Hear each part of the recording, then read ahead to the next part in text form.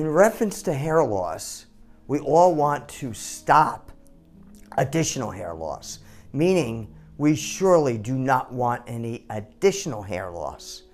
The problem is there's many methods in the industry that add more hair or conceal the thinness, meaning those of powders, but they all cause additional hair loss. They work, they give us more hair, or they hide the hair loss, but they cause additional hair loss.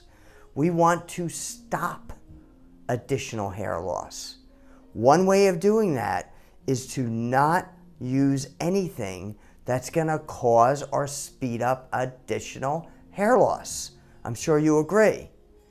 Another way is to use a revolutionary method using the microstrand technology.